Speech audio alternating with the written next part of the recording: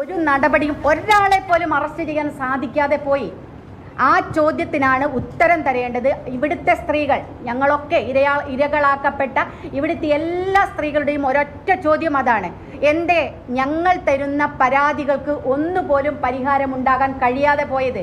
അങ്ങനെ പരിഹാരമുണ്ടാകാത്തത് കൊണ്ടാണ് വീണ്ടും വീണ്ടും ഇതുണ്ടാകുന്നത്. അപ്പം ആരുടെ ഭാഗത്തു നിന്നായാലും അത് കൃത്യമായി കണ്ടെത്തുകയും നിയമ നടപടി സ്വീകരിക്കാനും പോലീസ് തയ്യാറാകണം.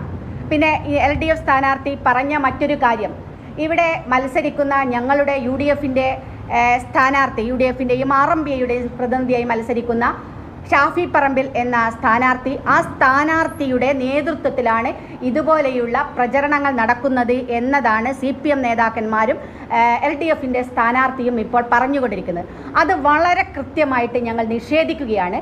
കാരണം ഏതെങ്കിലും ഒരു, ഞാൻ വെല്ലുവിളിക്കുന്നു, ഏതെങ്കിലും ഒരു ആളുടെ ഇതുപോലെയുള്ള നേതാക്കന്മാരുടെ പ്രൊഫൈലിൽ നിന്ന്, നേതാക്കന്മാരുടെ ഭാഗത്ത് നിന്ന് അത്തരത്തിലുള്ള ഒരു നടപടി ഉണ്ടായിട്ടുണ്ടോ? ഇവിടുത്തെ സ്ഥാനാർത്ഥി ഞങ്ങൾ ഷാഫി പറമ്പിലിൻ്റെ നേതൃത്വത്തിൽ, അവരുടെ ഔദ്യോഗികമായ കാര്യമോ അദ്ദേഹം പറഞ്ഞ ഏതെങ്കിലും വാക്കുകൾ ഇതുപോലെയുള്ള ആക്രമണങ്ങൾ ഉണ്ടോ എന്നുള്ളത് അതില്ലാതെയാണ് ഇതുപോലെ സ്ഥാനാർത്ഥിയാണ് ഇത് നടക്കുന്നത് എന്ന് പറയുന്നത് ശുദ്ധ അസംബന്ധമാണ്, ശുദ്ധ നുണയാണ്. അത് യഥാർത്ഥ പ്രശ്നങ്ങളിൽ നിന്ന് വഴിതിരിച്ചു വിടാനുള്ള നീക്കമാണ്. അത് അവസാനിപ്പിക്കണം. ഇവിടെ ഏറ്റവും പ്രശ്നം, ടീച്ചർക്കൊപ്പം ഞങ്ങൾ നിൽക്കുകയാണ്. ടീച്ചറുടെ ഈ ആരോപണത്തിൻ്റെ കൂടെ ഞങ്ങൾ നിൽക്കുന്നു. ഞാൻ ഉൾപ്പെടെയുള്ള ഇതൊക്കെ നേരിടുന്ന സ്ത്രീ സമൂഹം, അവിടെ ഒരു കക്ഷി രാഷ്ട്രീയവുമില്ല. ഞങ്ങൾ ഈ വിഷയത്തിൽ ഒന്നിച്ച് ഒറ്റക്കെട്ടായി നിൽക്കുന്നു. ഇത് ആരാണ് ചെയ്തത് എന്ന് കണ്ടെത്തി നിയമത്തിന് മുന്നിൽ കൊണ്ടുവരണം. ഇത് കാലങ്ങളായിട്ടുള്ള